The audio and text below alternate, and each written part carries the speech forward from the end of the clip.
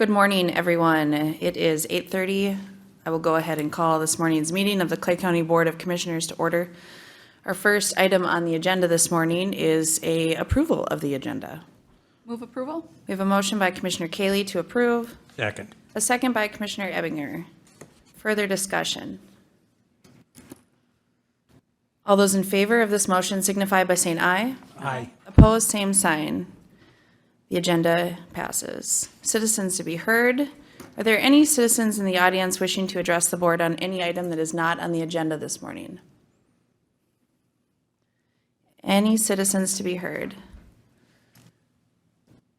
Darren, have you had any correspondence from anyone regarding this item? I have not, Madam Chair. Thank you. The second item on the agenda this morning is a approval of the bills and vouchers. Move to approve. We have a motion by Commissioner Gross to approve the bills as presented. And a second from Commissioner Campbell. Any further discussion? Any further discussion? All those in favor of this motion signify by saying aye. Aye. Opposed, same sign. The item carries. The minutes are presented in the packet from May 10th, 2022. Move to approve. We have a motion by Commissioner Gross to approve the minutes. Second. And a second by Commissioner Kaylee. Any further discussion? Any further discussion? All those in favor of this motion signify by saying aye. Aye. Are there any opposed? The item carries. Second item on the agenda, the 2023 Sheriff Office Patrol Vehicle Purchases. Sheriff Empting. We have Mr. Lansome is here as well. Good morning. Good morning, Madam Chair, Commissioners. Thanks for having me this morning. It seems like this is getting to be earlier and earlier every year that we come for this request. A week ago today, I was contacted by Nelson Otto, who indicated that Chevy was going to be opening up their bid process for their Tahoes on Thursday, last week Thursday. Knowing that last year when they opened up their bid process, they only opened for 6 days and then they abruptly closed, leaving many departments to scramble for vehicles and things like that. Some departments had to keep vehicles longer. They had to, some departments had equipment already that they had to send back and get new. So I'm here today to request the purchase of 6 Tahoes for 2023. As you can see, we're going to be replacing a Ford Explorer, 3 Ford Interceptors, and 2 Dodge Chargers. Also late last week, we did get information of what we received for our auction proceeds, and our auction proceeds were $92,472.71. To upfit a patrol unit, of course, the cost of all that is going up. A few years, or I'd say 2 years ago, the tear down for one patrol unit was about $425. Now it's anywhere between $744 to $779. And to build them, that cost has gone up as well. Our build is roughly about $4,000. One patrol unit is usually about, right now, between $13,500 to $14,000 total. By the time you factor in transfer kits for emergency equipment and things of that nature. Transport vehicles, I'll be coming later to the board for those, but those vary in prices to build, anywhere total between $6,000 and $7,000 plus registration, and our least expensive to build is detective vehicles. That's about $5,000 plus registration. Okay. Thank you, Sheriff. So I think the public might be noticing we have a little bit of a shift in terms of the squads that we're running, and I think it's important to note that these are substantially less than what you can buy, say, a Tahoe on the regular market for. So I think it's important that the public understand that. But just to clarify, we are changing maybe from the Ford and Dodges into kind of the Chevy, and you noted that the Chevy opened this week. Is there any opportunity for those other ones to be cheaper down the line? I don't think there is, but just have to ask. Everything seems to be going up recently. The Chevy, when we order those, it's all standard equipment where we don't have to, the only thing we're adding onto that is a spotlight, where if we were to get the same options in a Ford, it would be relatively about the same cost, maybe a couple $1,000s cheaper, but we're not looking at much. Okay. and these vehicles are definitely much better in the wintertime. It seems like the Fords are getting, they're building an SUV, but they're very much so like a car nowadays, so our clearance is not that great, so we're having trouble sometimes, even in the wintertime, getting places in those. Okay. And, our winter last year was tough, and our Tahoe has definitely outperformed all the other vehicles that we have. Is there board questions? Commissioner Evinger.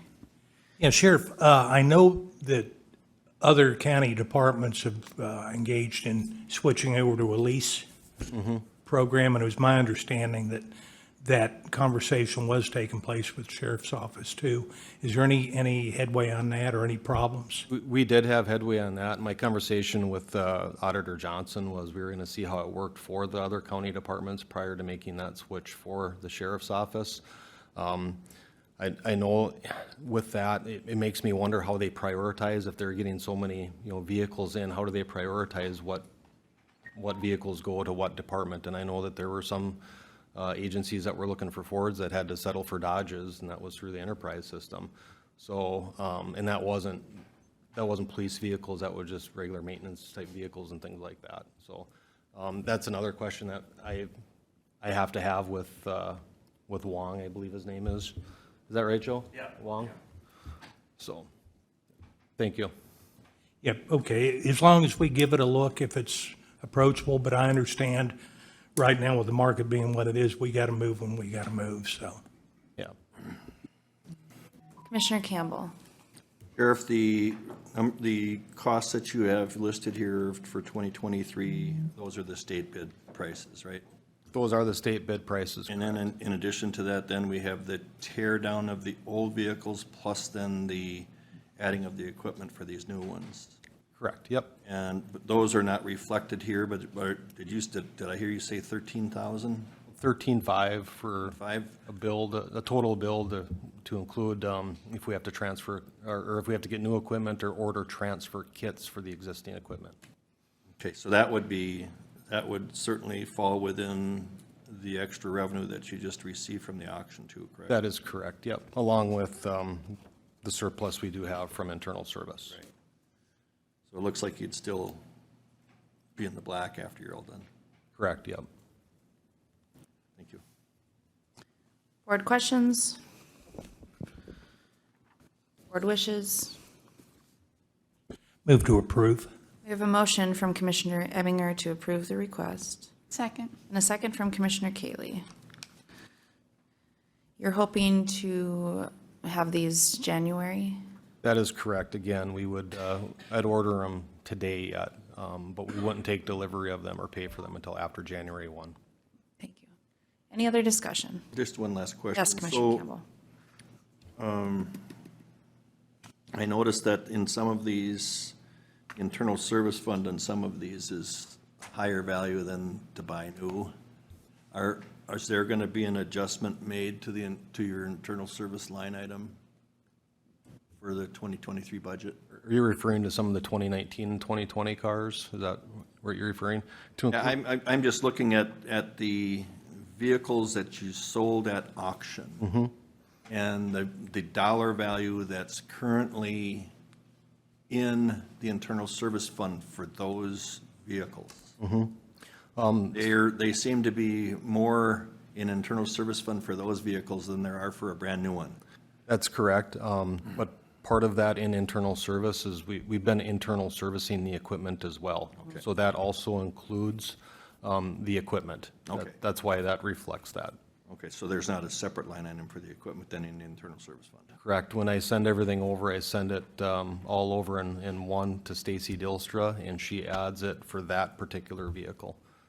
That's why that would reflect some of those numbers. Well, I'm not going to argue with Stacy. I'm not either.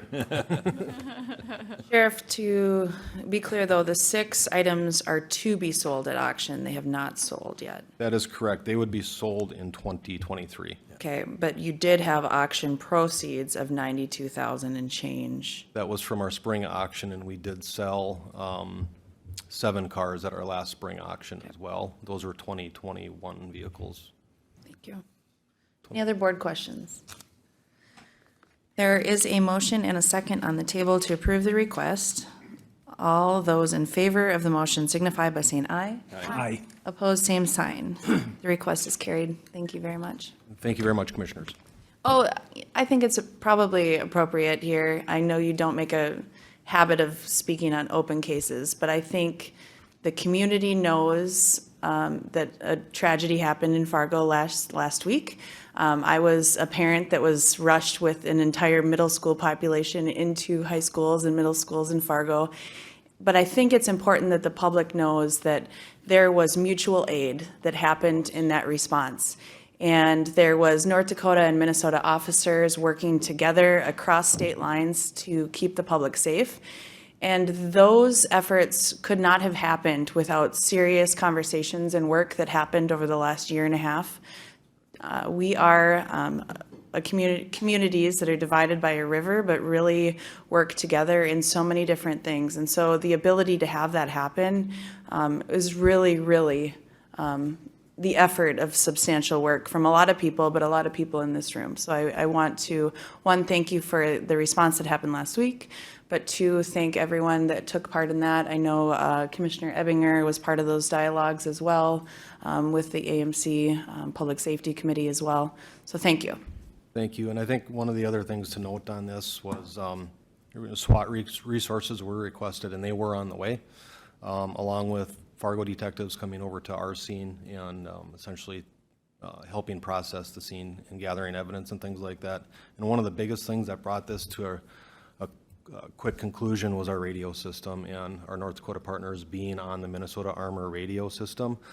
We were able to listen in real time what was taking place, along with being able to communicate back and forth between our North Dakota partners and getting that real-time, up-to-date location of the vehicle. It really brought this to a quick conclusion. Thank you. Thank you. Commissioner Ebbinger. I just want to jump in and give a little credit to our organizations, Minnesota Chiefs, Minnesota Sheriffs, and the Peace Officers Association, all joined together along with the union and got this into Ramsey County courts, where it was cleaned up enough to where our partners got comfortable with training in it. And our county attorney has done a great job of training all the law enforcement officers in Cass County to where they understand and their administrations are comfortable with what the post-litigated Minnesota laws are. So it kind of makes me smile when the SWAT team got in front of the law enforcement center after they served the search warrant last week, because they're just happy to be working together again. And I hope the public realizes how lucky we are to have the quality of law enforcement we've got in the Cass and Clay County area, and that they're back working together. So, again, it makes me smile thinking about it. So thank you for the efforts you and Chief Monroe and everybody else has put in to get this across the line. Thank you. And a big kudos goes to the county attorney on this, because he's been putting in some long days training the North Dakota partners. I know he's got another long day coming up tomorrow, training West Fargo. So we appreciate the efforts that you put into that. So thank you. Thank you, everyone. Thank you.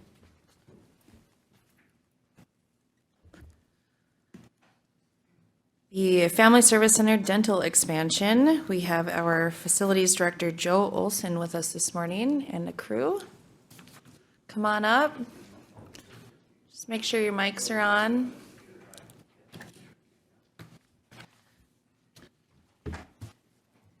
Good morning, gentlemen.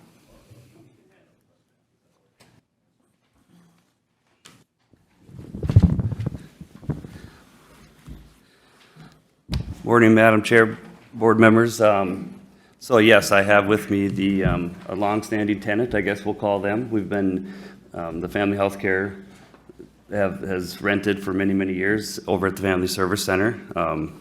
Just as, I'll let them introduce themselves in a minute here. Just a couple different things. What we intend to do today is we've been working with the building committee with these guys, and they have some plans to do a possible expansion, and one of our goals today is to have them update the full board on what their intentions are, and then after that, I'd like to talk about as you can see the handout that I've provided, there's an area in A and B. Currently, right now, they rent Area A, and they would be requesting to do a 6-month lease with Area B until they can figure out, it takes a little time for them to figure out the process and the schedule and when things would happen with possible construction. So they would like to request to lease for 6 months, but I will let them get into it. I'll let them introduce themselves. Go ahead. Thank you, Joe. Good morning, Madam Chair. Good morning, Board of Commissioners. Thank you for having us this morning. I'm Pat Gulbranson, Chief Executive Officer of Family Healthcare, and we want to thank you for the long-term partnership we've had with you over the years. Family Healthcare is a private non-for-profit organization that provides medical and dental care, and oftentimes on a sliding fee scale, so it makes it affordable for those individuals to obtain that care through our clinics in the community. The Moorhead Dental Clinic, which Joe just referenced in the Family Service Center building, has been a long-standing clinic of ours, and it's mission critical for us, and I want to thank you for that partnership and continued partnership because it does a wonderful service offering to our community, getting the dental services to those likely most in need. So thank you for that. With the team, today my team includes Mark Waldera, way to the right. Mark is our Vice President of Operations, and to my immediate right is Kalen Verpeer. He's our Chief Operating Officer, and they will share the details of what we hope to be an expansion of our dental clinic operations in the Family Service Building, which we're pretty excited about. So I'll turn it over to Kalen. Thank you. Thank you, Pat. As long as it's red, you're good. Just scoot it up a little bit. Yeah, you probably need to scoot it up a little bit. Green. Okay. Can you hear me now? Okay. Good morning, everyone. Thank you again for allowing us to take a little bit of time on your agenda. I provided you a handout, which is also provided on the screens in the overhead. This is an architectural view of what we are planning. As Joe had indicated, the space on the left-hand side of the handout is actually corresponds to the A section that Joe had. That's our current space today, and we have 7 operatories and in a very, very busy clinic. And if you've ever had the opportunity to walk through there, there's very little room. Our people are very happy there. It's ironic that they could be in that close of proximity to everyone, but when we have patients in there, people love this space. And so when the opportunity Joe presented us with an adjacent space presented itself, we looked very seriously at it. We had 2 options in front of us. One was to do some remodeling of the existing space, basically freshening, which did not change our footprint, did not allow us to expand. We currently have a limitation that is physical. And so when this additional space came available to us, we wanted to look at it for a couple purposes. One is to expand and provide more operatories for our dental patients. Today we have a waiting list that, a new patient waiting list that exceeds over 1,000 patients, and we've not been able to take new patients on because of that physical limitation. So what this allows us with the additional lease space is to essentially double our dental operatory space, in addition to providing what we think is really an exciting opportunity to create a dental training facility. Although you probably can throw a rock anywhere in Fargo Moorhead and hit a dental office, those that serve the underserved are very limited, and I think we are probably one of the very few that serve the underserved and the low income. And so being limited by space has really been a difficult thing to wrestle with. Did not allow us to go out pursue additional dentists and dental staff until we had space. So this was a godsend for us. The additional space is perfect. It will require pretty extensive demolition because it is a lot of office spaces today. But as far as build out, as in most dental spaces, most of the dental operatories themselves are freestanding and they can be brought in without permanent walls or a lot of that kind of work being done. So I present to you the current, we'll call it phase 1 build. We're looking at a 2-phase project. Phase 1 allows us to keep the current dental operations open. which will be critical for us to be able to see patients while the phase is being completed. If you were to look at the second page, I'll make sure I can do this. That would give you the idea of what the phase 1 and phase 2 looks like when it's complete. So you will note that the left-hand side, that it shows multiple operatories off to the side of the space A. Those actually are overlaying where we currently are, but you can see the full completion done. So that approximately 5,000 square feet allows us to move into 15 operatories and a dental training facility as well. As Joe had alluded to, construction is a wild card right now. Getting contractors is a difficulty. Getting past a lot of the materials and getting in the pipeline is difficult. So what we've asked for is a 6-month lease to allow us to not only finalize the plans, as you can see, we have some architectural drawings here, but to finalize those plans with a contractor. As per our procurement process, we will be going out for bid, and then we will pick a best value contractor under the direction of an architectural firm. And so that's our proposal for the first 6 months, is to be able to finalize that. Our hope is that we would be able to be well underway at the completion of that 6 months.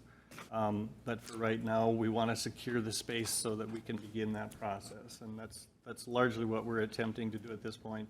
And we would be looking for your approval on that.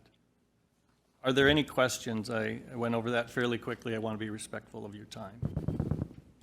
Commissioner Campbell? Thank you. This is exciting, I think, that these opportunities that are there. So the 6-month lease, that's just while you're finishing up, and we certainly understand, this board certainly understands the dilemmas today of trying to plan a construction project and all that goes into it. But you mentioned maybe being able to get this thing out to bid by the end of the 6-month contract. So at that point in time, once you start construction, then what would be the plan then? Would we enter into a more of a permanent? Correct. Joe and I have been talking on this fairly regularly. What we would want to do is modify the current lease that is in place, and then we would expand that to make it all-encompassing, and it would be at the rates that have been established on the prior lease. Okay. Commissioner Gailey? Thank you.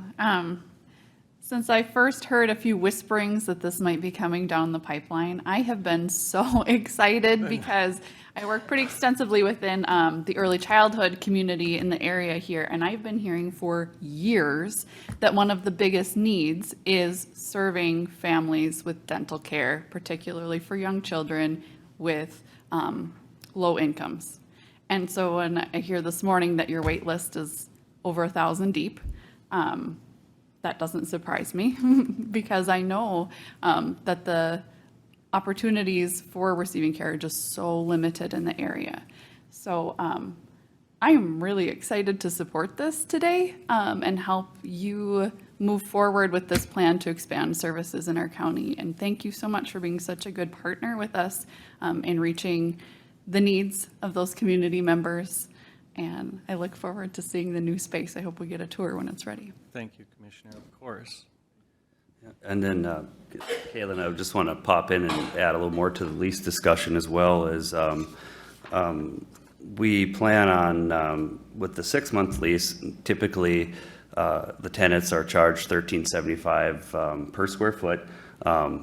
They intend to use this as a cold storage thing, so this is something we've updated the building committee on, but we've worked out a deal where they would rent it at $10 a square foot. So so their intentions are to use it as a storage, maybe a little bit of operations, but mostly storage. And that's why we came to this conclusion. But it was a win-win because the child support unit had moved up to 4th floor.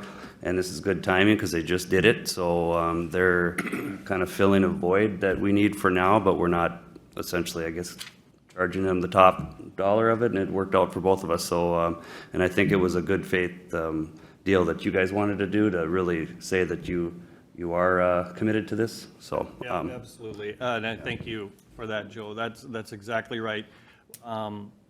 we've been extremely pleased with having access to dental facility for the whole duration that we've been here. Our co-location with other family services makes this absolutely ideal for the patients that we serve.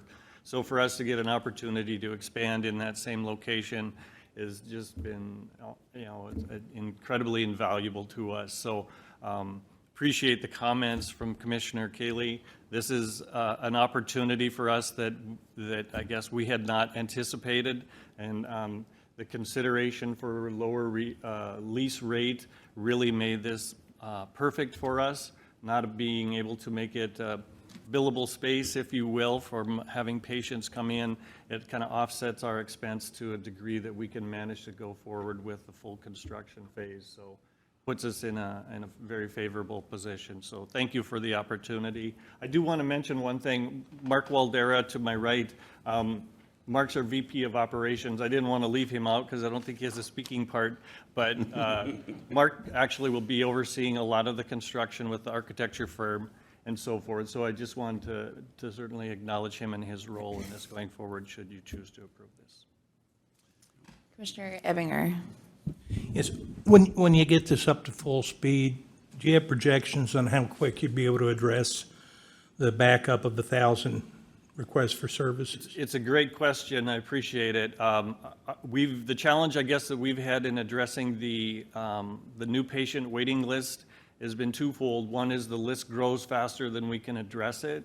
One of the things that I neglected to mention was that we had applied for a grant from Delta Dental Foundation of Minnesota to help us outfit this. And we were approved that grant funding, so that will allow us to buy some of the equipment to be able to outfit the dental laboratories. One of the criteria that they had requested was for us to be able to demonstrate increased capacity. And as a result of that was that we had committed to the hiring of an additional dentist and clinical support staff, which would be hygienists and assistants, which we've already done. So we already have a new dentist who is finishing school and will be eligible to come on board in July. So a provider panel can be anywhere from 1,500 to 2,000 new patients a year. So that's how we're hoping to address it. My sense is that that will be a moving target, but it's certainly with the intent to be able to increase our capacity and demonstrate that. So not only would the facility provide that, but our commitment to Delta Dental Foundation Minnesota as well. Well, I think it was Delta Dental, maybe 5 years ago, did a lot of volunteer dentists out of Concordia, and they set up a 3-day clinic. Yeah. And I got a chance to assist in that when I was police chief with getting some volunteers and people out there to help with the crowd. It is stunning, if you're not aware of it, which I know you are, the need for dental services in this community. People were coming in for very basic stuff that had not been addressed in years, and hence the problems got worse and worse. People were losing teeth. So good for you. And that's something I think we need to get behind 100%. Commissioner Campbell. Thank you. It kind of reminds me of, I have a couple of retired dentist friends, and they used to tell me how they would volunteer some of their time going in.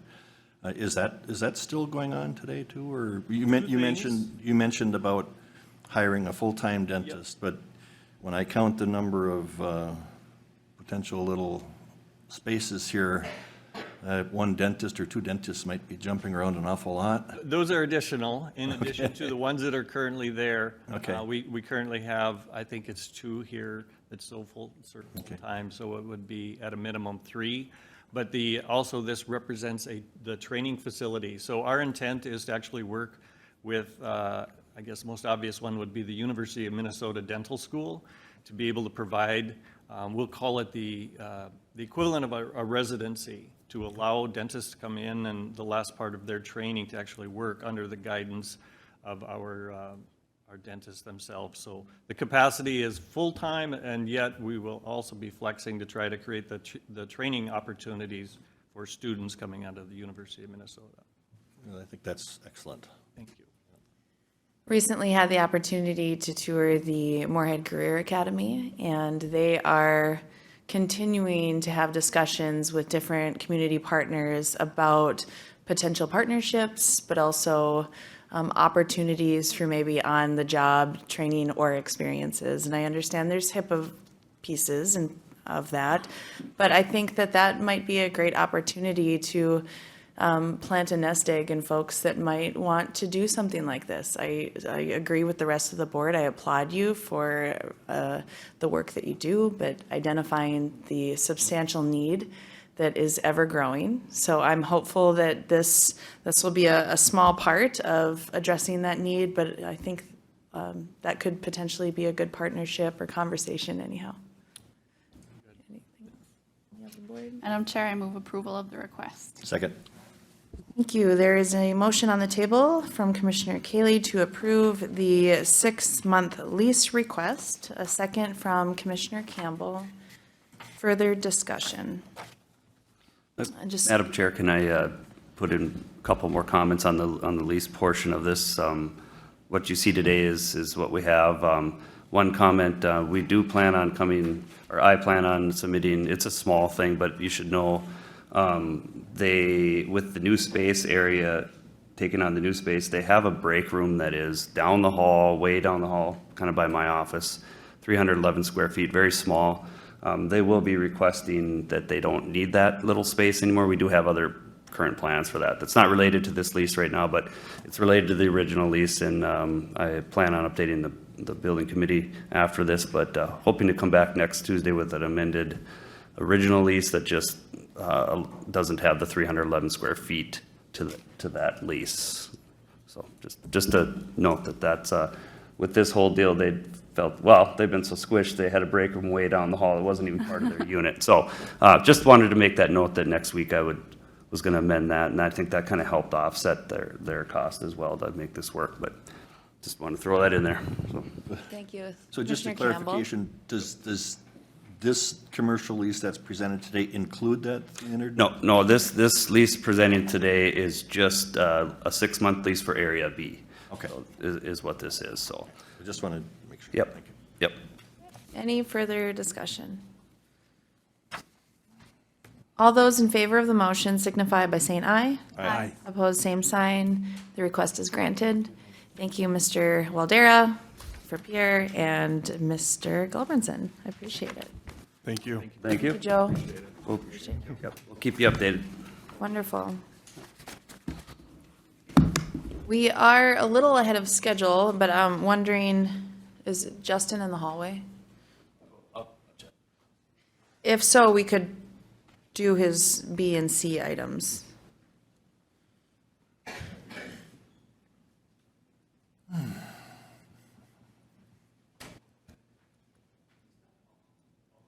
Okay, that's all right. He might be downstairs. No, that's fine. He's probably preparing for the 910 item. Board, if anyone is able to do a committee report, we could fill the time that way. No? Yes, Commissioner Ebinger, thank you. Thank you, Madam Chair. Wednesday, the 18th, I attended the Greater Fargo-Moorhead EDC Executive Committee meeting. Reviewed the audit, which is always a kind of a thrilling moment. But they were very comprehensive in their presentation to us, and we ended up approving the audit and approving the IRS 990. Following that, we voted on 2 new board members, Tiffany Lawrence, who's a new president of Sanford in Fargo, and Eric Christensen, who's the CEO of Enclave. Eric had been on the board before with his prior employment, but he has now taken over a position with Enclave. Great match, I think, on EDC for Moorhead, since Enclave has a couple of really good projects that are underway in Moorhead. So we approved both of them, discussed the space needs for the EDC, some of the current considerations for their Fargo office, and going to be a 30% reduction in their current location and a rebuild, or they're looking at an an office location on the 15th floor of the Radisson, and that's to be determined. As far as a Minnesota presence, looks like what is going to be best is to co-locate with the chamber in the Yomcon Center. They'll have letterhead cards, all of that indicating their presence there with the chamber. And that'll just be for the next year until we have some idea what's going to be done with the Yomcomst down the road. If not, they'll be looking for office space in Minnesota. I had a discussion on fueling our future, along with some current discussion at Cass County about starting under Minnesota law, a workforce advisory board, or under North Dakota law, excuse me, where they'll be able to go up to 4 mills on working on workforce issues. That's currently underway, Fueling Our Future. There may be a dovetail in that on the North Dakota side. But the Cass County is currently looking at the possibility of setting up a workforce advisory board under North Dakota law. And if we want, I can continue my report later, and we can move forward with the agenda. Thank you for part of your report, Commissioner Ebinger.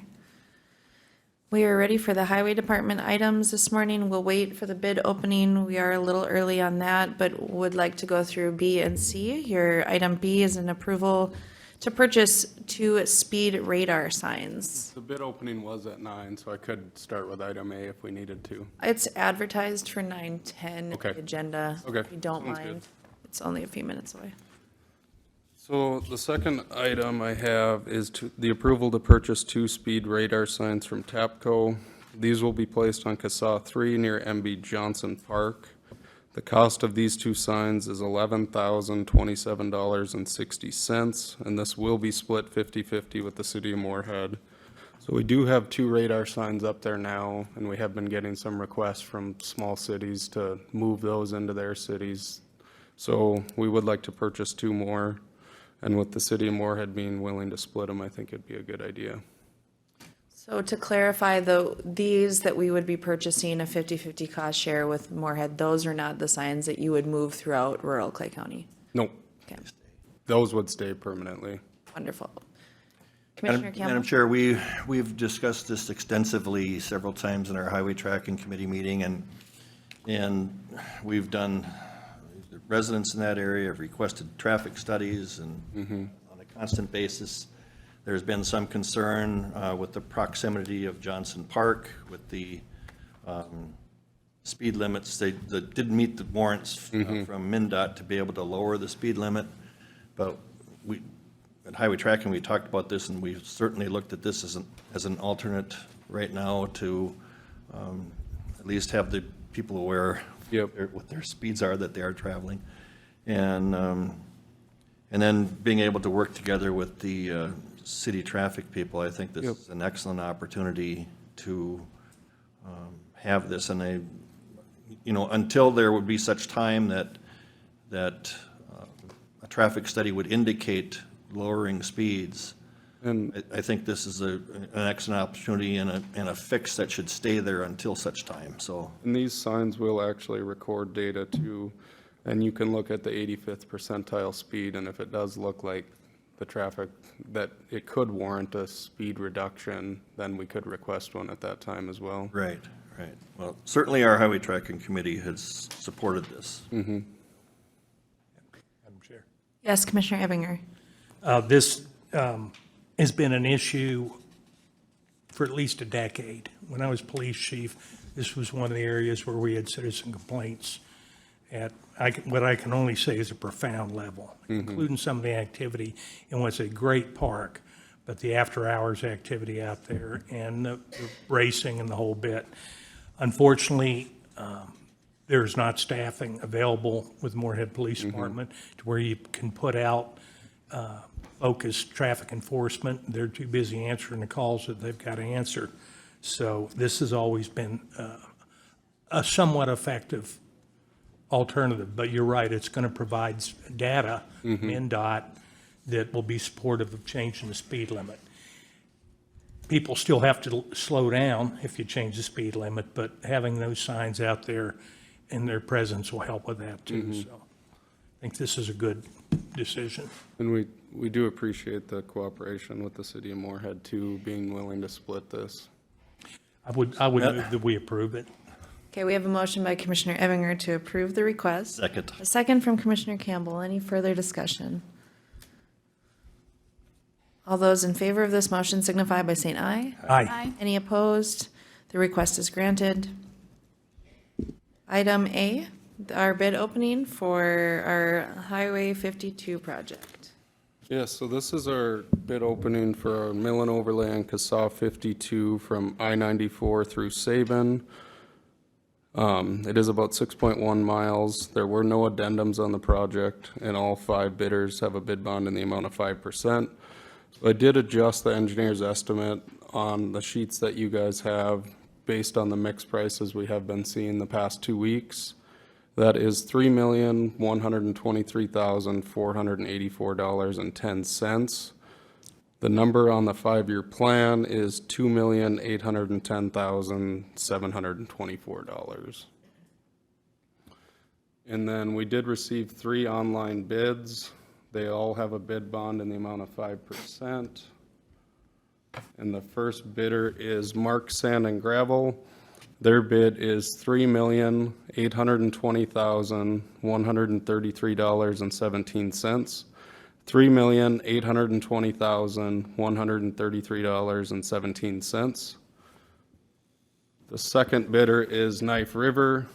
Their bid is $3,560,065.52. $3,560,065.52. And the final bid is RJ Zavril and Sons. They do have a bid bond in the amount of 5%, and their bid is $3,497,284.49. $3,497,284.49. So, and I looked at the 5-year plan just briefly. So we do have a state aid regular construction balance of $1.7 million shown after this year. And I think this project would be doable with the bids that we just saw and the bids that came in the past 2 weeks. I do think that this roadway, out of any of the roads that are in Clay County, is probably one of the most important to fix. Well, that was my question in terms of what that state aid balance was. I know, based on the bids that we've received, we've kind of used that as an account that we could help with some of the overages on that. I will say that I have heard from city leaders, Sabin, Barnesville, how important this roadway is in terms of commuting. And I agree. I think that, I certainly am hopeful we can find funds to cover this. I'm concerned on holding off what it would do in terms of bids. And we spend probably 6 weeks on patching every year just on those 6 miles, so it does eat up a lot of our forces too in just patching alone. I mean, it is quite a bit, it's 24% higher than 5-year plan number shows, but I don't foresee holding off on it, that prices are gonna get much better in the near future. And we do have 1.5 million in federal funds on this as well. Well, I will say there were 8 to 10-inch chunks of highway coming out of the roadway into the drive surface this spring before we had heavy production traffic on it. As soon as we start getting gravel trucks and grain trucks, and that's a major haul road for American Crystal, it's not going to hold up. Board conversation. I Commissioner Campbell. This is kind of a real kick to our 5-year plan. It is. No question about it. And just The in, thought of doing nothing doesn't solve our problems either. no,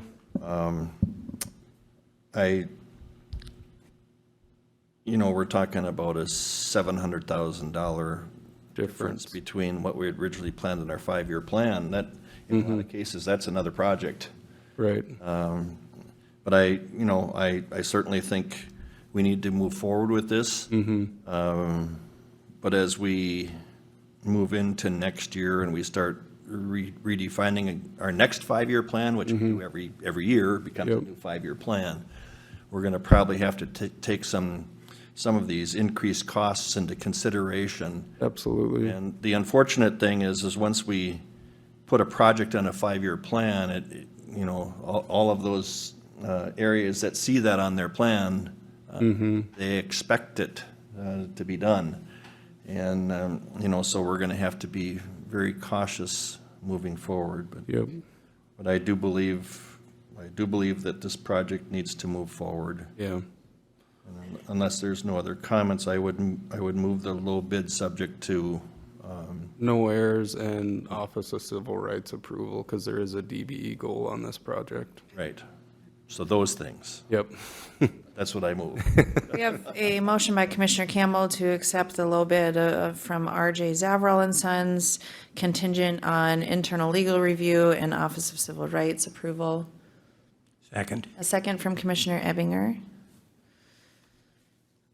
I also know that sometimes we have overages that negate being the low bid. And I think we're in a time when money is becoming tighter. And I think we really need to hold some of our, this is not just one project, but all of our contractors really need to understand that there's no room for overages Correct. and delays. It is imperative that we hold the budget on these items. And, it's hard to swallow larger bids than we maybe anticipated, and it will not really be tolerated. The others. Commissioner Kaylee. With that, I was wondering too, what other bids has R.J. Zavrell and Sons been awarded so far this year? And I'm wondering because of the delay question. they're currently milling on our CASA 12 today. They started yesterday. The asphalt plant will actually be firing up later today, and they'll start paving. And that intersects the project that we just opened bids on as well. Okay. So they're right there in the area. Which is probably why there was Yes, a decrease in terms of setups. yep. Thank you. All right, anything else? We do have a motion and a second to approve. All those in favor of the motion signify by saying aye. Aye. Opposed, same sign. Carried.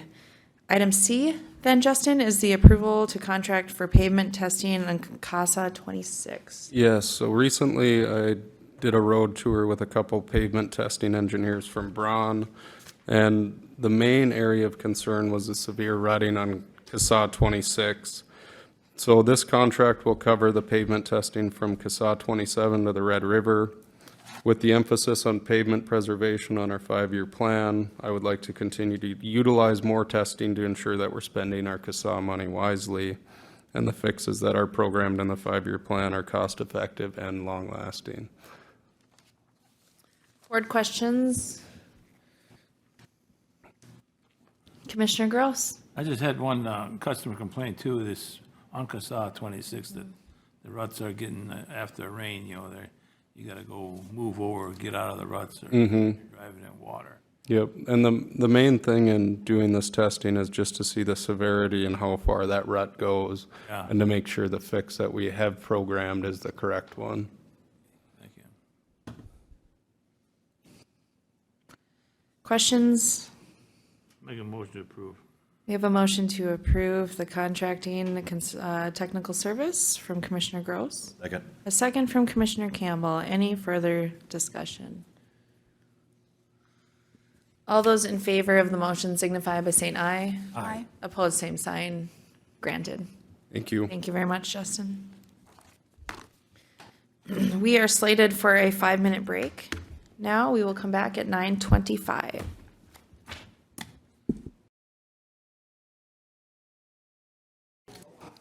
We'll go ahead and call back to order the meeting. Item 7 this morning on the agenda is a discussion on the Clay County Feedlots, the MPCA appeal review. Steve is out this morning, so I think Kevin Kassenberg, if you want to come up, I can help pitch it with you. There was a discussion with your office and our administrator, the MPCA, Commissioner Cayley and Commissioner Campbell were part of that discussion. Really felt that it was an opportunity to come to the table and hash out maybe the questions that had come up during the review process. Probably didn't result to the level of us needing to formally appeal that action. I think the request this morning is to rescind the Clay County Commission's request to appeal that feedlot year-end report, because there will, and as of yesterday, we'd already scheduled a June 1st meeting with the MPCA to clarify and work through the submittal process to make sure we're understanding the I don't even know, the paperwork needs and the program requirements. As Commissioner Campbell had said in a newspaper article, it really is more a clarification in terms of how that is being reported. The reviews and the visits, the conversations with local producers are all happening. There was not really any fault identified with those growers in terms of following the rules of the MPCA. It was really in the document submittal. And I believe the conversation was that it was a potential of a $3,000 reduction in credit. Through this meeting process as identified, I believe it's a $300, correct? Well, I'm not even sure if it's going to go there. And good morning, everybody. I appreciate being asked to come and maybe explain a little bit here. And I couldn't have said it any better myself, Commissioner Mojo. Yeah, I think this is a process that we're working our way through. The threat of MPCA retaining or holding back $3,000 of the grant portion that they send to Clay County every year, I think that has been taken back off the table. And there was a $350 kind of a credit. Incentives or extra Right, something, credit. yeah. And I don't see, in the letter, I don't see anything about that anymore. So my understanding is maybe we're going to work through this with both Michelle Oy, who is the team lead for the feedlot position in the northern half of the state, as well as the local review person, which is Molly Costin out of Wadena. And our meeting next week on the 1st, hopefully we can work through, get on the right track again. And just what you're saying there, it all kind of comes down to the reporting system, the paperwork issue, the minimum program requirements that they require of our feedlot officer to basically do the program has been in question, and I think we can get back on the straight and narrow with them. So. Okay. And the board does have the letter issued on May 9th from the MPCA itemizing out the following requirements, the 5 requirements that would help us get back into compliance. Certainly we'll need to get at least a 90% of those items going forward. I think this just shows not only MPCA, but Clay County citizens, the importance that this board holds on the work that's being done. Certainly, historically, we know that there's not always been easy decisions regarding feedlots and CAFOs in Clay County. And you don't see any growers here complaining about that, and I think that means a lot. So if this board would entertain a rescinding of that formal request to appeal, obviously understanding that that's contingent on working through, not contingent, but that is with a path forward that has been identified. Commissioner Cayley and/or Commissioner Campbell, do you have anything further to add since you did attend that meeting? Sure. Well, I think we've achieved our goal in, when we initially said we wanted to appeal. And that was really just to open the door for communication and get this hammered out. And so we're well on our way to do that, and I don't see a need for us to continue with the appeal process. Commissioner Campbell, do you have anything? Nope. Okay. So going forward, Commissioner Kaylee and I serve as an appointment for committee assignments for the SWCD. Commissioner Kaylee is my alternate, so it certainly fits within our community portfolio to work this out. Board questions? Motion? Move to rescind. Motion by Commissioner Campbell to rescind the appeal. Second. A second by Commissioner Kaylee. Any further discussion? All those in favor of the motion signify by saying aye. Aye. Opposed, same sign. The request is carried. Thank you for being here this morning. Very welcome, thank you. Our next item this morning is item number 8, the 2023 budget timeline. I know Lori is here for questions. We do have Darren present as well. Before you today are the target dates for the 2023 budget prep and adoption. Our administrator Larson and I have worked through this and presented, and it really carries the same format and timeline as we have in years past, but wanted to inform staff and the board as opposed to our preliminary timeline. Right, thank you, Madam Chair. Basically, this follows previous year's timelines. It did get about a week and a half or 2-week late start because I'm the one that puts together all the personnel costs. And of course, that was right in between, or right when we were transitioning from our old payroll system to our new payroll system. But I finally got that to Lori, and then starting on today, of course, we're having the preliminary discussions. And then on Friday, May 27th, Lori will schedule the budget sheets to be provided to the department heads. I know a lot of the department heads have already been working on their budgets. And then on June 17th, Friday, the deadline to turn in the budget requests to the auditor's office. Lori will then do her magic, and by compiling the budget and forwarding it to the county administrator's office by July 1st. As in years past, we usually schedule July and August for the department heads to come to the board and brief their 2023 budget. And if they have any thing that they're going to be adding or subtracting from their budget, you'll be notified at that time.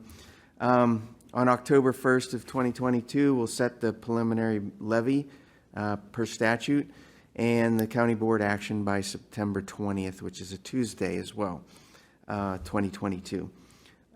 Schedule a public meeting regarding the budget information in the Truth in Taxation.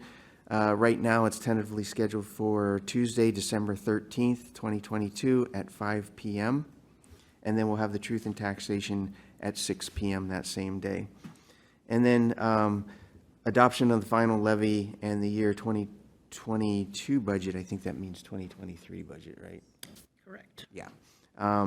Correction on item number 8, 2023 budget will be on Tuesday, December 20th, 2022. So other than that, I'm open for questions. Thank you, Darren. Any board questions regarding the timeline presented?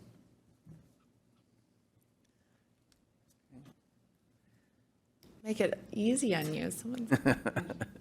Any other questions on this? Otherwise, I think just a consensus that this looks good. Or are we looking for a formal approval of the timeline?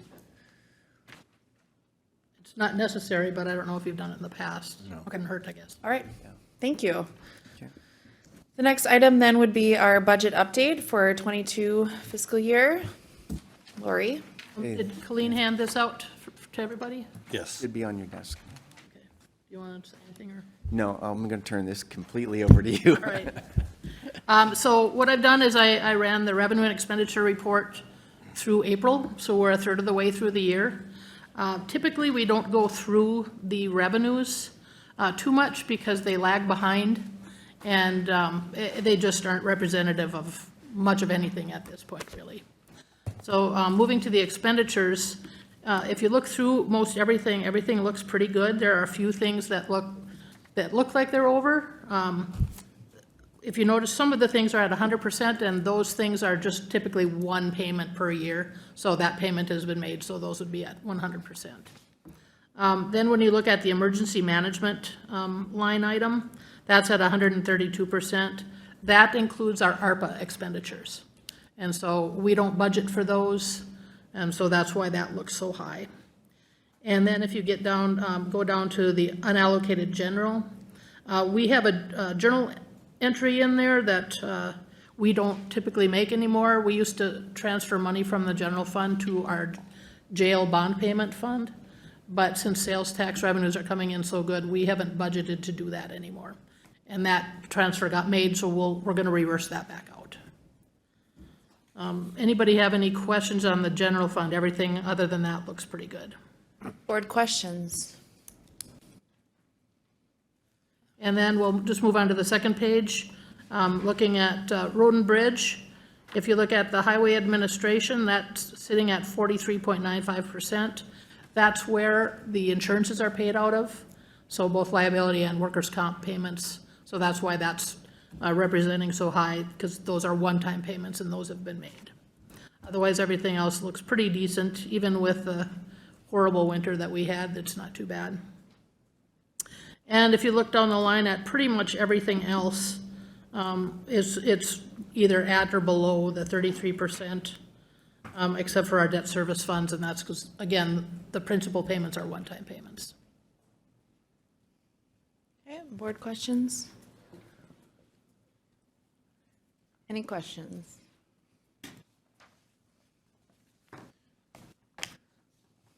Well, certainly thank you for providing us with the update. There's a lot to digest in that, and so if we have any other questions, certainly can reach back out. Anything else? Okay, thank you. All right, thank you. Committee reports. Commissioner Ebinger, would you like to continue your report? Sure, thank you, Madam Chair. On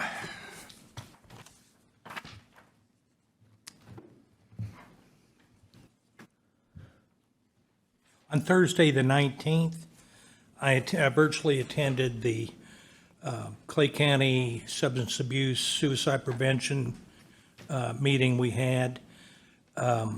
Discussion on 988 designation for suicide prevention, the 988 emergency number. First Link will be handling answering those calls. And that'll be, and I didn't put this in my notes, I believe in June. Commissioner Cayley may have the exact date, but that'll commence in next month. The 988, that's July. I'm sorry?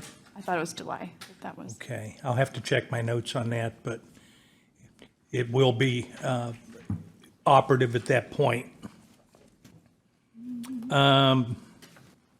They discussed the suicide prevention, discussed the Soul Shop workshop that they attended to address the desperation is how they identify the issues surrounding our suicide issues. And they want to address that as a regular aspect of life and work.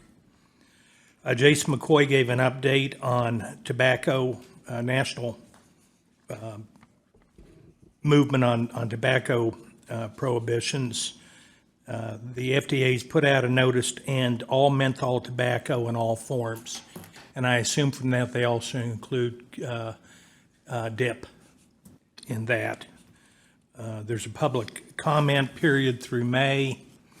They're also discussing ending flavored cigars, and that'll be other than premium cigars, and removing many flavors, I believe 160 flavors from permitting in vape products. We had the discussion, a discussion about the meeting that Commissioner Cayley and I attended the 7th of May regarding New Americans and the survey they had on mental health issues. a lot of what we discussed, or what was discussed there, we've already reported on. Commissioner Kaylee and I were asked to share our views, and we discussed that.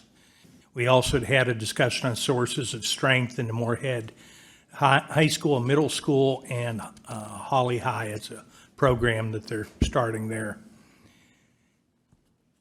And then, let's see, on the 19th, Thursday, I attended the Lake Agassiz Library full board meeting that we had. Mayor Shelley Carlson came and discussed the Yes 56560 program that's being initiated. That'll be the library and community center sales tax issue that'll be on the November ballot. Discuss some of the issues. She did a great job of characterizing this as a legacy project that's going to be essential, I think, for Moorhead to continue to move forward in its efforts to be part of the metro area here. It also, I think, since it's a regional library system that we've got, this is also going to impact the entire county. So she gave a great report on that. We had our second draft of in the financial report of the preliminary budget.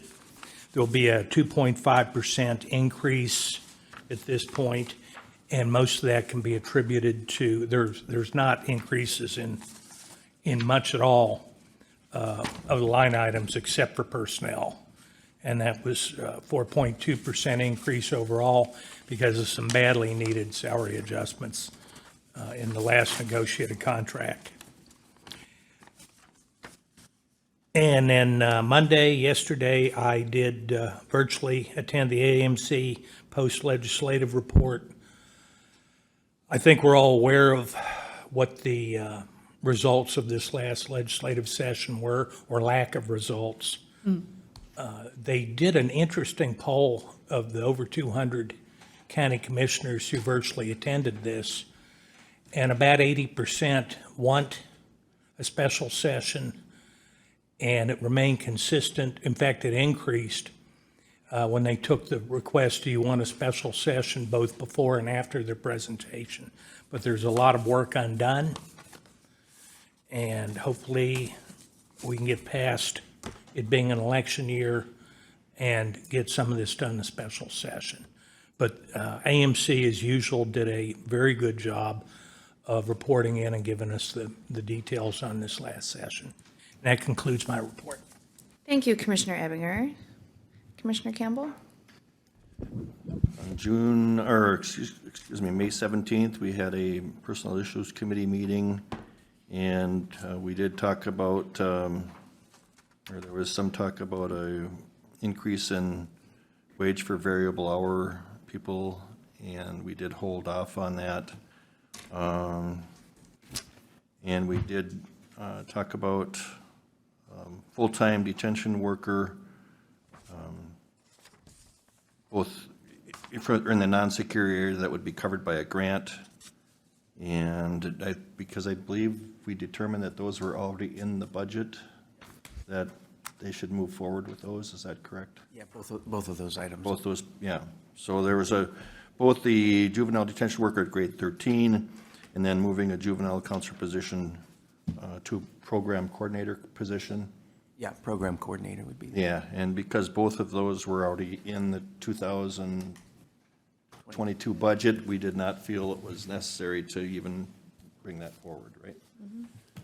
Okay, so then on the Friday the 20th, I went to the Prairie Lake Solid Waste for a budget committee meeting, and the primary discussion there was a review of a wage study that was done for that facility.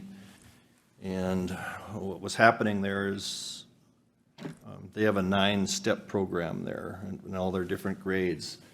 And because of and what we've seen experience in here, they were hiring new hires at step 5 on a 9-grade system because the grid was old and out of date with being competitive.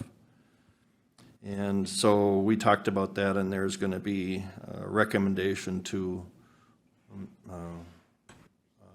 alter that, or to change that grid this coming Wednesday. But until that board determines that, then I'll wait and report on their decision at our next meeting.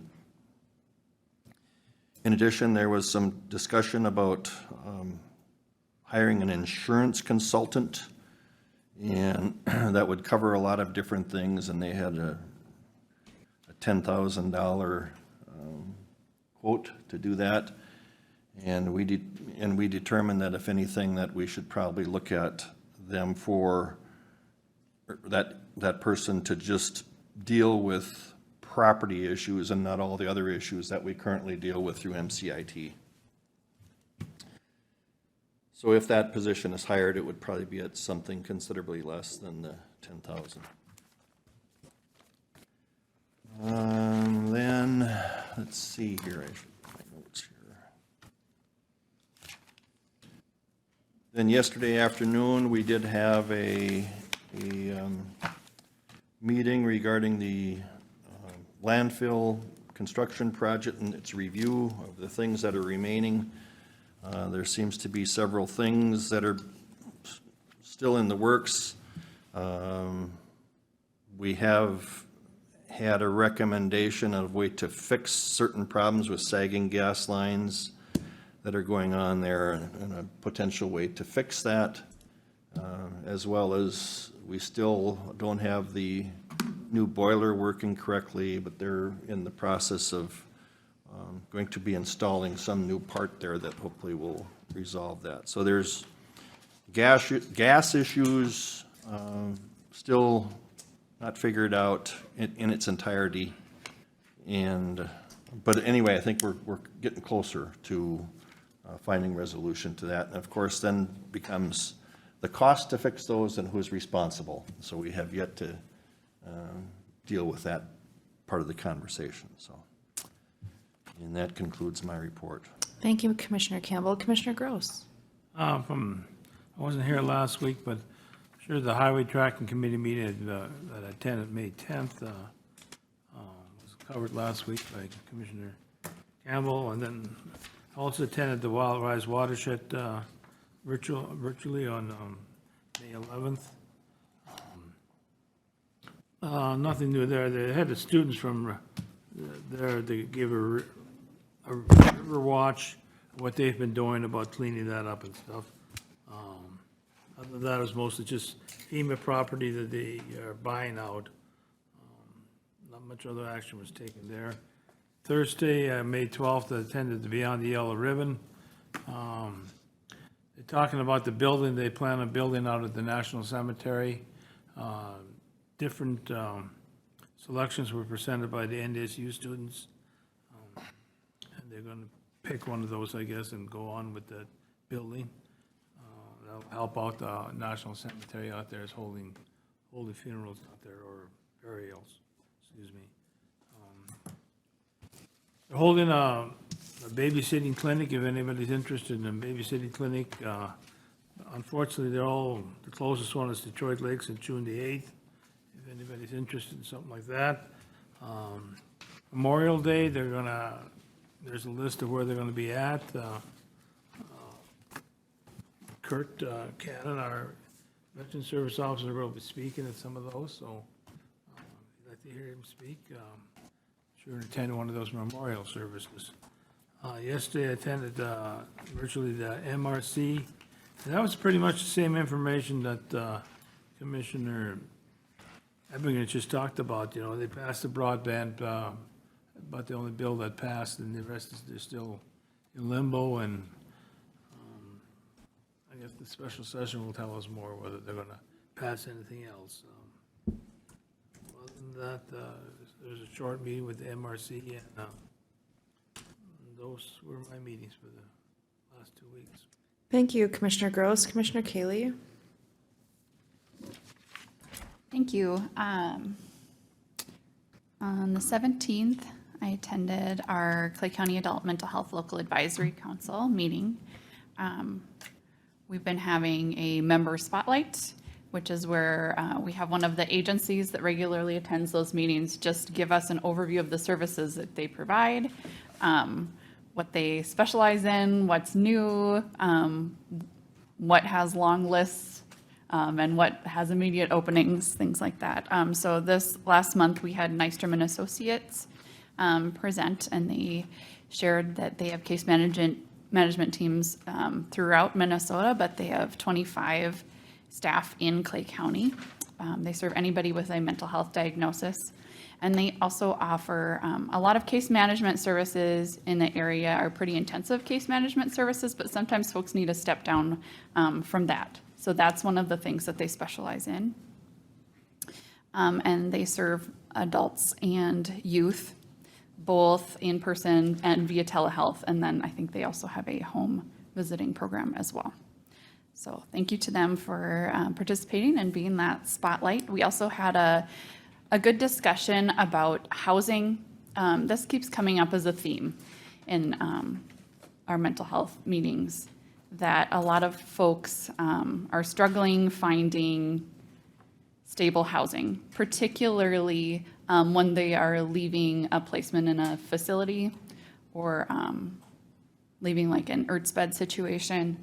So we just talked about some of the barriers, and part of it is getting a waiver to pay for the housing. There's waiting lists for certain places for income-based housing, and it's just a long process that folks need help working through, and our case managers do help them with that, but it's still cumbersome, and I think we know that it's easier to be in a more stable state and less stressed about your life if your housing is stable, if you have food on your table, if you have community support. So that is a key pillar for these folks.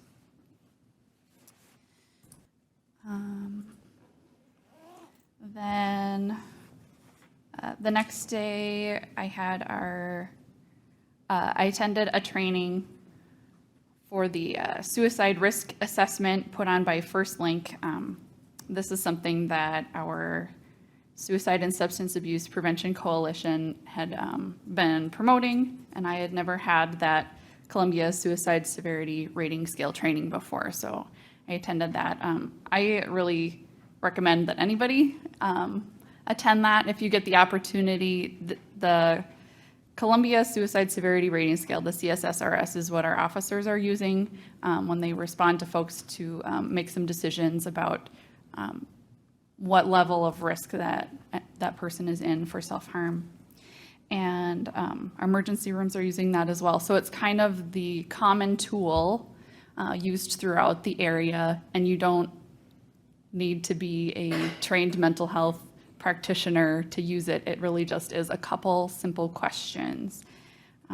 So watch for those trainings as they come up again in the future. First Link did a great job with that. Thank you to them. Later that day, I attended the Fire and EMS proclamation at the Dilworth Fire Hall. Thanks to folks that attended that. And I also want to give a special shout out and thank you to Sheriff Empting. After we did the proclamation and press conference there, I had him give me a tour of the facility, and I know they have a bonding request to update the facility there because it is in dire need of an update. They've been making do for decades, but our volunteers and our folks serving us in our greatest need deserve better. And they deserve more safety in the facility where they're refilling their air canisters, which is adjacent to exhaust from the trucks, things like that. There's a great video that the chamber put together that's available online if the public's interested in learning more about that. Later that evening, I had the Historical and Cultural Society of Clay County meeting. It was mostly general business and reports there. The next day, the 19th, I attended the Clay County Suicide and Substance Abuse Prevention meeting. Commissioner Ebbinger reported on that as well. I did check my notes. It is July when 988 will be implemented. All of the other numbers will still work. So if you call, like the suicide, what is that called? The 24-hour suicide lifeline, that is still going to work as well. So if you've got that number stuck next to your phone at home, that one still works, but 988 will work as well, starting July. And it's First Link, I believe, that answers those calls.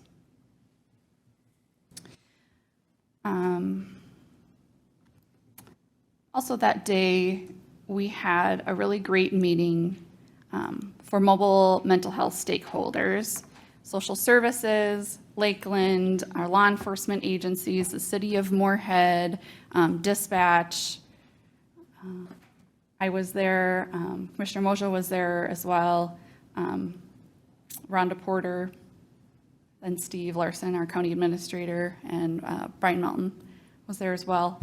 It was a really great meeting to talk about some of the big needs in our community, the rising number of needs in our community and how we address those crises.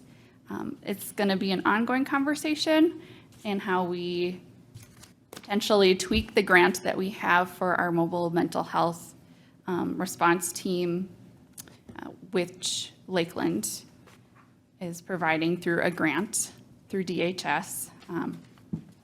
And we're going to look at shaping that grant for the next 2-year cycle at an upcoming meeting. So again, thank you to everyone. It was a great conversation. We looked forward to having more conversations so that we can meet the needs to the best of our ability with the resources we have. Yeah. Commissioner Gross. Yeah, I have one more, not really a meeting, but last night they had the Sheriff's Appreciation Dinner at the Civil Community Center. They had a good turnout there, and it was a good meal. Thank you very much. Commissioner Kaylee? Yeah. Oh, I didn't mean to interrupt. Oh, no, that's fine. On the 20th, we had our Early Childhood Initiative meeting. We talked about our Kids Fest event, and I've reported on that before, and then just made some plans for some upcoming grants, including a dental grant and a children's mental health grant going forward.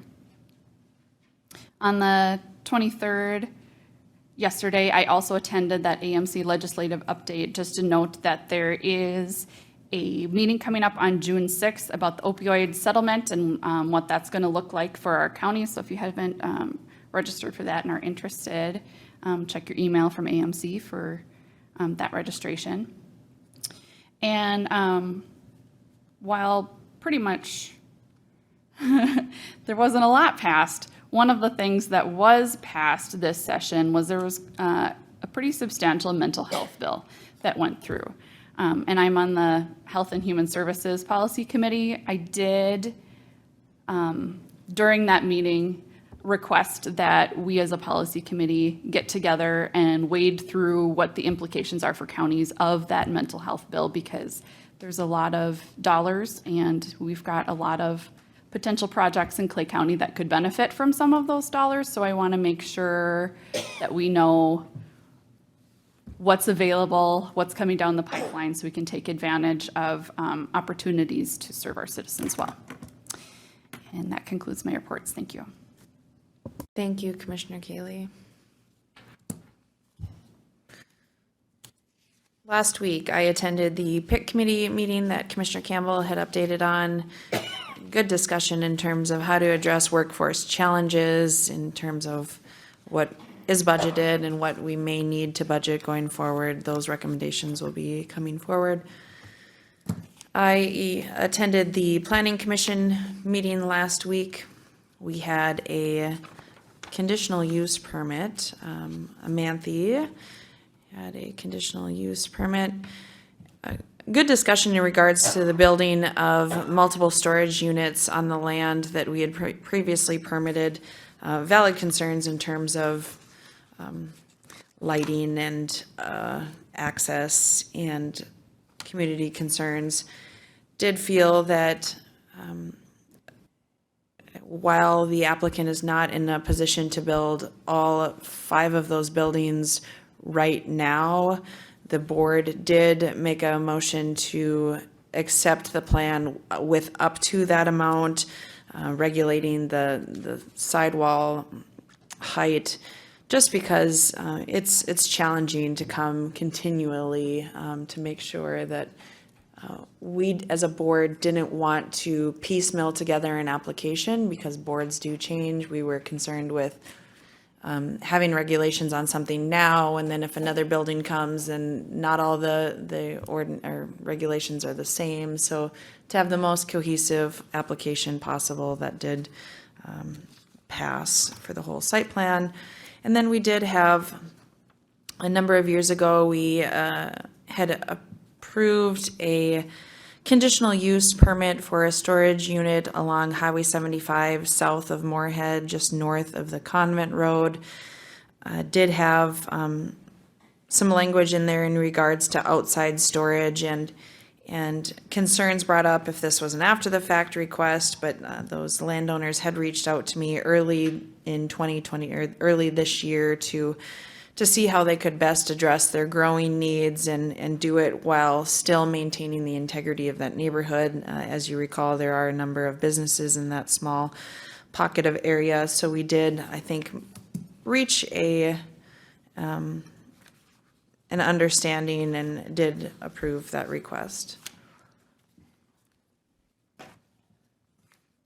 As I noted earlier, this is not a committee report, this is a citizen report, was part of the community evacuation last week, and want to publicly thank the city of West Fargo and the police department specifically for how they handled evacuating 5th, 6th, 7th, and 8th graders in a calm and reassuring manner. I was so impressed. Clearly, the hours and hours of training that those folks do prepared them for something like that, and I was just want to extend my gratitude to them, and certainly my comments earlier in regards to all of the partners at the table to make sure that our joint law enforcement approach is we're able to do that. I certainly am appreciative. Last week with Commissioner Cayley, I also attended the Mobile Mental Health Crisis Response Services stakeholder meeting. I certainly had a vibrant discussion with all of the members noted, including Lakeland's crisis services team. We have social services staff that were present in that, Moorhead and Clay County Sheriff and Police Departments, and also we had Mary Philippi and staff from the Red River Dispatch. Certainly, we as a community are seeing a large increase in calls for service, dispatching not only mental health crisis, but all of the needs that our community is producing, and certainly the underlying current in a lot of the challenges that we're hearing about is workforce. And the crisis team is having a hard time staffing their crisis team, and police and sheriff's department are having difficulty with limited staffing availability, and same with the dispatch. And so I think it is, how do we, back to my 4-H days, Commissioner Campbell, how do we get the best bang for the buck with what we have existing, and how do we streamline services? And certainly, I think having these discussions before we're able to apply for an additional grant or different grants going forward, it's important to make sure that we're all around the table to hear the challenges and identify opportunities to move forward. I'm confident that we have great teams that are able to do that, but certainly having those discussions to identify areas of potential inefficiencies are definitely needed. I understand that Travis's Law and the lack of a Clay County hospital certainly are challenging, but I'm hopeful that we can bring in additional stakeholders in terms of maybe it's a dual licensure, or maybe we can work with Sanford on some of these challenges. Certainly the first discussion to identify those gaps, but going forward, I'm hopeful that we can work it through. Yesterday, I attended the Lakeland Mental Health Board meeting. We did have good updates for the centers. specifically challenging is some workforce challenges that have presented themselves in terms of psychiatrists. We are able to see how a lack of staffing affects access times. Unfortunately, we in Moorhead had been seeing anywhere from 1 to 6 days wait to be seen by a provider. Now, because of some workforce challenges, we in the last month have seen a 30-day wait on that. Hopeful that we are able to find candidates, but continuing to have discussions in state in different state partnerships about how other centers and groups are identifying the provider challenges. Minnesota legislative update. Certainly, this board is not the only one that was incredibly disappointed in the lack of approval down in St. Paul. Not for lack of trying. We will all continue to fiercely advocate for the needs that we need in western Minnesota. Hopeful that with a special session, we can potentially identify some of those issues. And as Commissioner Cayley said, then the real work happens when we need to wade through all of the different requirements and how counties and providers can work with them. We did have an update about the discussions for the budget, the 2023 outpatient psychiatry county funding request. Those meetings will be happening soon. And then did have Jeremy from the Moorhead Lakeland site was identified through a pay grant awarding. And so that was really neat to see that video. I'll send that video to Steve to share with the rest of the board. And then this morning I did receive a certified letter from the city of Holly. They are currently updating their Holly Municipal Airport zoning ordinance that was put in place in 1984 in terms of regulating land uses that could be potentially hazardous to the operational safety of their airport. This is something that they are requesting 2 commissioners be part of the discussion to their joint airport zoning board. I believe this is something that we've taken part of with cities when they address water plans. It's certainly will submit this to Steve and Colleen. There's a request for a resolution. We can have at a further board meeting, but I think there was, because this was sent certified on the 17th, they're looking for 2 commissioners to be part of that discussion.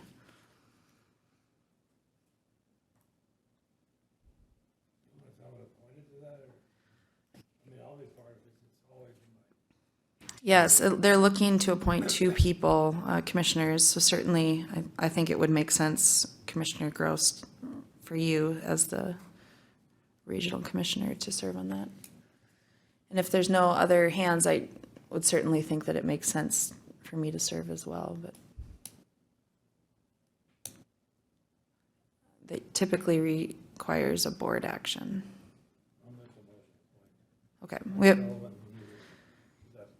a motion by Commissioner Gross to appoint 2 commissioners to that airport zoning board for Holly, and certainly as we move forward, we'll hear from Holly about the timelines, but those typically are not more than just a couple meetings at the start, I believe. Second. Second? Any further discussion? All those in favor of the motion signify by saying aye. Aye. Opposed, same sign. Carries. Thank you very much. Darren. Thank you, Madam Chair. Last Tuesday, I also had the PIC meeting. I won't cover that again. Tuesday afternoon, we had auditor treasurer motor vehicle interviews. We had, I believe we interviewed 10 people, had some good candidates there. We were looking for 2 full-times and a half-time there. Wednesday morning, I had county management, covered a little bit, welcomed Justin as our interim highway engineer, went over the budget timeline and preparing for the July-August department reviews. Also talked about building access. We have a lot of badges out there right now, so we're trying to see which ones are still active and which ones are not. People that have left, we deactivate them when they leave, but we want to make sure that we have that system up and running well. Also, talked a little bit about the holiday party and the county picnic on June 28th. On Thursday, we had a WEX training, and for those, as a reminder, our further accounts, WEX bought out further, and so all of our HSA and VIBA accounts will be moving over to WEX. So we had some training on that and an orientation. We do have an insurance committee meeting on June 7th, which will get into a lot more detail on it, and then eventually we'll bring that to the board as well. So that'll be happening this year and later on in the year. Also had a meeting on Wednesday, we had another meeting. It's a semi-weekly meeting for our UKG Pro, which is our new HR payroll system. Still working through a few things there. And then on Thursday afternoon, I had an MNCCC meeting, which is an organization that has all the counties that are going to this new UKG Pro HR payroll system. Some that are in transition now, some that have already transitioned, and some that will be transitioning. And so it's kind of a nice forum to see what has worked and what hasn't. On Friday morning, we had recorder interviews. Anna actually attended those. And in the afternoon on Friday, I attended the child support interviews, which we did have 3 scheduled and only 1 show up, so that was a little bit disappointing. But on Monday, I continued yesterday with the child support interviews, and we had 5 people show up, and we have a couple really good candidates, so I think we'll get those people hired as well pretty quickly. And that pretty much wraps it up for me. Thank you for that, Darren. Brian, do you have anything? I think if I could, Madam Chair, as we brought up and Sheriff Empting brought up the training that's been going on, so we have been doing some use of force training with our Fargo partners, Cass County deputies, Fargo PD, so we had some very lengthy, just to be able to hit every shift. We did 2 separate Wednesdays in a row. We'll finish up West Fargo tomorrow, and then I would expect likely probably more of an official announcement, but I already know, as we've already talked about, and see that mutual aid is obviously very needed and very necessary. And we saw just one case that happens hundreds of times a year. So seeing those things come back online are a good thing, but I think we'll see official declaration at some point. But I will just say, being able to get in front of young men and women that are looking to do the right thing and are good police officers and trying to navigate difficult issues and wondering what does this new law mean. And I wish some of our legislators could sit and listen to some of those young people and hear them and understand, that everything has a second and third impact, and when they put something in place, how these young people, young and old alike, even the older officers. We had a lot of good questions, a lot of good interest, and also then just ultimately getting them to understand that the North Dakota Century Code, Minnesota statutes, they are compatible. They do work well together. They have in the past. They still do now with the unconstitutional portion removed. And so I think after sitting and talking with them, they are very comfortable and confident coming back over into Minnesota. And so we'll finish the training with West Fargo, and I think it's gone very well. So just thought I'd update the board with that since we talked about it. Thank you so much. Colleen, do you have anything else? Any additional business from the board? If not, we are adjourned. Thank you.